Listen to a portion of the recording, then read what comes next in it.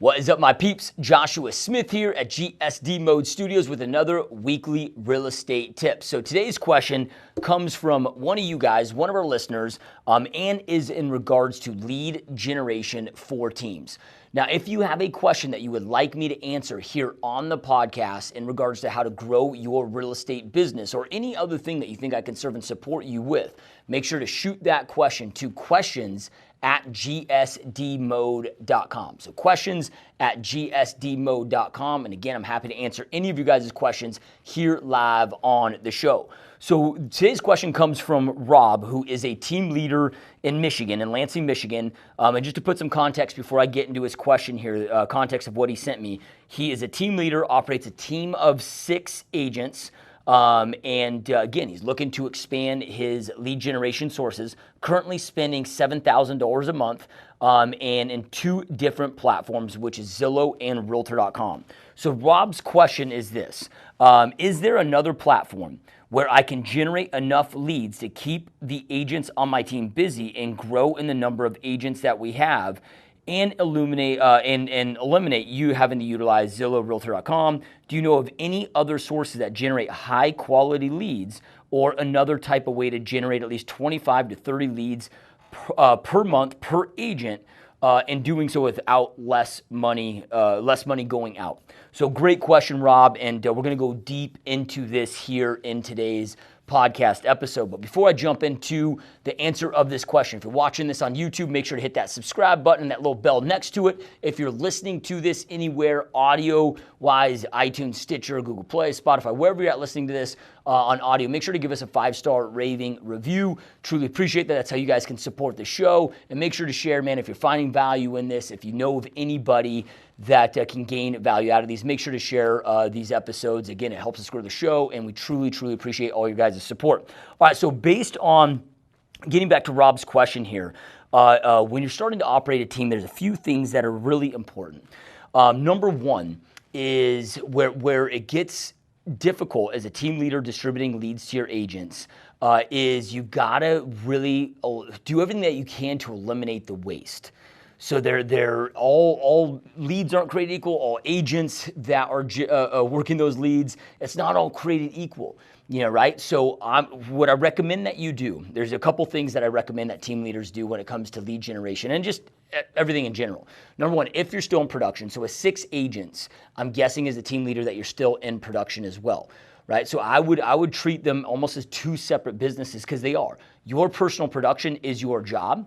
Right? And I get it. When I had 6 agents on my team, I was still in production as well. I didn't step out of production until I hit about that 20 agent mark. And that's not saying that for all teams, that's exactly what it takes and the exact science. But it takes growing that agent count before you can exit from production. So I'm going to treat them as 2 different businesses. So I'm going to track them totally separately. So I'm going to track my agents separate from myself. Right, so that's number one. So then you know what your true, because the business is your agents. Right? Like as an example, if I'm still in production and I'm trying to exit this business and I have 6 agents that are producing and I go to sell this team, like if I were going to go buy your team, Rob, as an example, if I was a buyer in the market to buy a real estate team, I can't count your production because you're probably more than likely going to exit, and I can't count that as production in your business. So when we separate is essentially running 2 different P&Ls, it allows you to get a true picture of what's taking place in your business. Plus, you're able to then sit there and see what exact agent count it's going to take you to get to where you're able to exit from production, paying you enough of a salary to become a full-time team leader, CEO of the business. But then from there, when you're tracking the agent side of it, now I recommend that you do this per lead source. So tracking you got 2 lead sources now, you're looking to add a few other ones, tracking each lead source separately.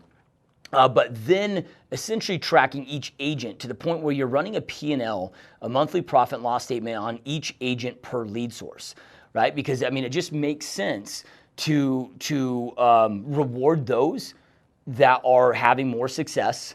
Right? Like if one of your agents is closing 20% of your production, wouldn't it make sense for them to get 20% of the leads, right? So I'm going to reward those, because it's business, man. Like I'm going to invest more into those that are truly committed and that are making me a bigger return on my investment. And this is where I see most team leaders going wrong out of the gate. Usually it has nothing to do with the lead source.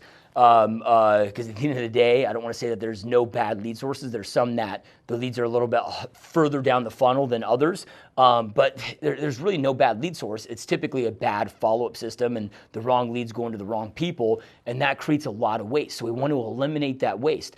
The other thing too is it's very common that not all agents are brilliant at all lead sources. You're going to find some agents that are shine better in one lead source. They might be like epic. I was just actually out to lunch yesterday with one of my good friends who's a mega team leader, doing about 160 transactions a month, right? And spending about 200 grand a month on marketing. So you can imagine what goes into that and is tracking with that. But he was, sharing a story of one of his agents that just crushes it with this other source, but for whatever reason they couldn't figure out on this other source that they were feeding this new agent that the agent wasn't doing well on, right? But that's just a common thing. That just happens, right?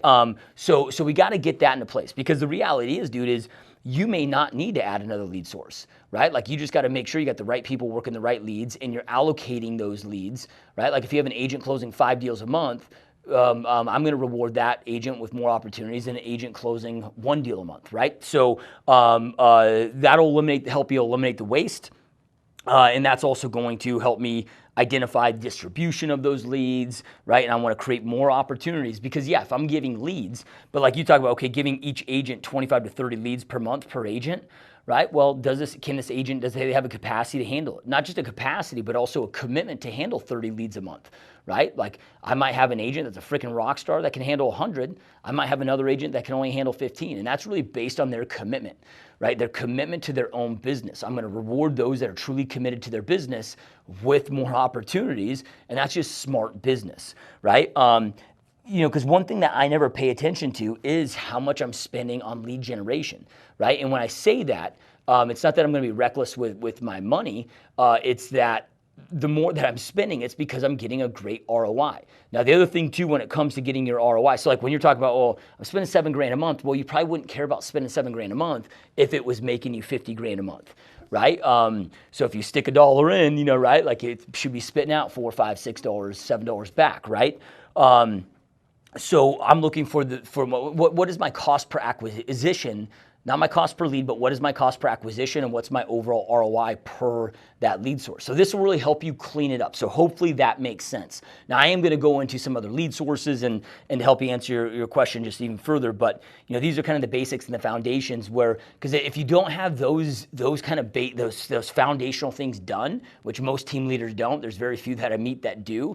They're great real estate agents. They can close. They're just not good entrepreneurs. This is if you're a team leader that's a great entrepreneur. These are just kind of the foundational things that you have in place.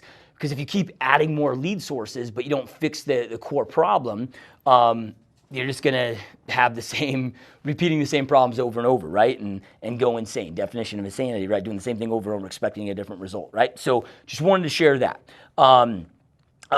Then from there, if you are looking to add other lead sources, now this also can help eliminate the waste. Like I'm always looking for, and this is what I recommend other team leaders to do, is to get it where 1/3 of their business is coming from their own deals that they're doing, right? So like maybe for example, and this is, I don't give leads to my agents anymore. I exited out of the lead game a few years ago. We supply everything else that a team offers but leads. They get a more lucrative split. It's a win-win for all of us. But when I was giving leads, for those that were acquiring leads, they not only did they have to close a certain amount of those leads but there was also things that they had to do, right? And an example of that is follow our follow-up protocol, right? And that was QC'd and checked. So we jump into their CRM, like is everybody set up correctly in their CRM? Are they making their contacts? Are they doing their reach outs, right? So we're making sure that they're actually doing the work on each lead that's coming in. But then also, I mandated that everybody do 3 open houses a month, right? So they're generating, my goal was always to get them to generate 1/3 of their business on their own.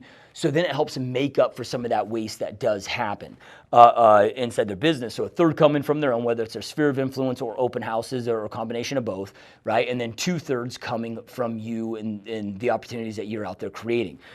So that's kind of just a train of thought there, or just kind of planting a seed, because you want to get them out there producing, because it's very difficult if they're all reliant on 100% of your business, that's very difficult, right? Not that it's not possible to run a very profitable team that way, but just imagine if each of your agents was bringing in 30% more business out of self-procured deals, in addition to what you're feeding them and bringing them in. Like, you want to get them to fish for themselves a little bit there as well. Then from there, and this again is when it comes to lead generation. What I love about this business, or any business, and when it comes to lead generation, is there's 1,000 different ways to create success. Right? Now, it looks to me that based on your inbound, you like inbound sources, which I'm a huge fan of because I can scale them up, right? Why I don't like, there's a lot of reasons that I'm not a huge fan of Realtor and Zillow, Realtor.com and Zillow. One of those is because I don't have control if I want to scale up, because I've got to wait till zip codes are available and whatever. Not to say, like, I'm never telling anybody, even with all the changes that are taking place with Zillow and what so forth, I never tell anybody to stop feeding Zillow. If it's paying an ROI, I'm good with it, right? This is one thing, I meant to say this earlier, but I forgot. The other thing to be careful of a team leader is you've got to plan for the future. So if you think about your investment into a lead source and the ROI, right? But just pretend as if you're already out of production. And this is why I like doing those separate P&Ls, right? So once I started stepping out of production, I knew that I could not invest in any lead source that wasn't providing me a 400% gross return, meaning I put in $1, it's giving me $4 back, right? So if I'm doing Zillow, feeding $1,000, it's got to feed me $4,000 back at an absolute minimum, right? Because by the time we're splitting that with the agent, right? So they're getting 50%, let's just say on these. So if you're getting 50%, well, then you've got the ad costs, right? Of that. So that would take, a chunk of that away, a third of that away, right? Then you have your operation costs, right? So for you to operate a healthy team, meaning, healthy teams, especially as you exit from production, like if you can operate a 30% margin, you are doing really, really good as a team leader that's exited from production. If you're still in production, you should still be operating a 50% plus margin, through that. So, just wanted to state that too, and that kind of goes back to the P&Ls and everything that we talked about before. But then I always want to have lead sources that I'm in full control over. So again, not saying to stop Zillow, Realtor.com. If once you clean up the P&Ls and eliminate the waste, test that and see what your ROI is there and what that looks like. But then from there, think of other sources that you can scale really infinitely that you're in full control over. I used to be deep into Zillow a lot of years ago as well, to the point where we were about $16,000 a month invested between Zillow and Trulia.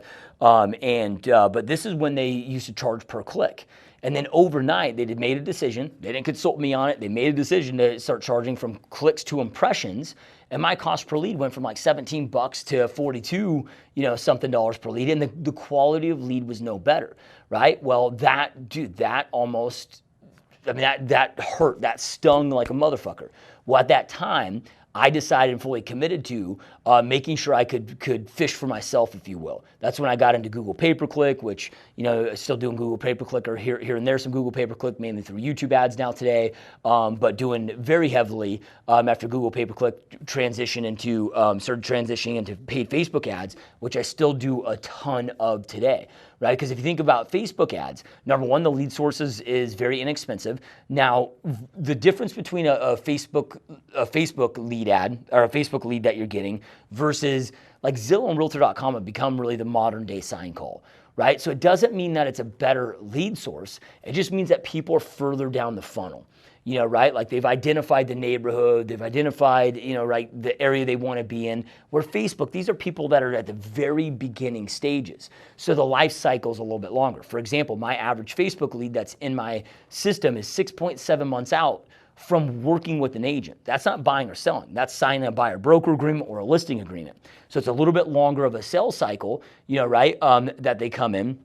But we're converting 1 out of 42, and that's our conversion rate for Facebook leads that we take in. And it took some time to build that up, and you got to nurture these, and you got to have a great follow-up game for these. But here's what I love about it is I can scale it like crazy. My average cost per lead is about $350 a lead. So if you're feeding your agents, let's just say based on your question here, that what you what your goal is on your email of 30 leads a month per agent, right? Well, think of that at $350 a lead. I can't do math in my head, but what's that, 100 and some bucks, 125 or whatever, a month per agent that you're feeding those leads to, right? And you can scale it, from there. But it's a very low cost. But over time, if they nurture them right, it's a high converting, decent converting source. Right? Like Facebook, if you can get 2 or 3% on a conversion, like you're doing epic and amazing. Where Zillow, you might be able to get a 6 to 10% conversion if you're dialed in and damn good. Right? But again, it's infinite, man. I can grow that and expand that and improve that. I can scale it up, scale it down. Let's just say, I had about halfway through my career when my team was smaller, I had like my top 5 agents leave. They all got together, decided to leave and go start their own team at a different company. Well, that was like 30% of my business. That was like 30% of my team's production, right? Well, in the event that stuff happens, man, I can scale down versus being stuck in a contract with Zillow, Realtor.com, and so forth, right? So that's just an example of another source that you can get into. Now, there are other things that you should be strategically doing inside your business to offset these lead costs, right? Like partnering with your lender partners and vendor partners to help offset this lead cost, right? Charging your agents transaction fees not charging your agent transaction fees, teaching your agents how to collect a transaction fee, like I do in my team, how to collect a transaction fee from the buyer or seller. Like we charge a $4.95 transaction fee in addition to the commission, right? Well, we provide a far superior service. We've got our systems processes dialed in far greater than other agents in our marketplace. So we charge a premium, right? So and we're able to get it very easily, which that could cover all of your lead costs, right? And or you can go to your lender partner to do a JV with title or do MSAs, whatever, maybe either title partners or lenders where you can get that lead cost paid for. But I'm not. Why bring that up last is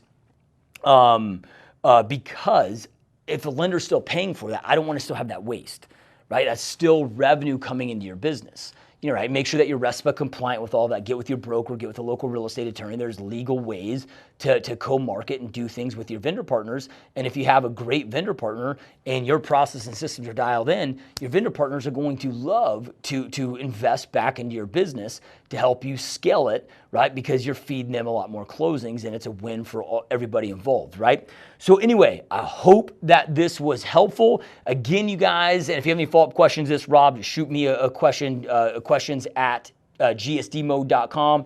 And you guys that are watching and listening, if you have any questions about your real estate business or anything that you think I can support with that you would like me to answer here on the show, shoot us an email, questions at gsdmode.com. And lastly, if you enjoy these real estate tips, I highly recommend, if you haven't done so already, go check out, there'll be a link below, but you can also just go visit, in case you're listening to this while you're on the road, 41, so the numerical 41, so 41, not spelled out, 41 tips with joshuasmith.com. And these are 41 weeks, I'd say 40 tip a week over 41 weeks.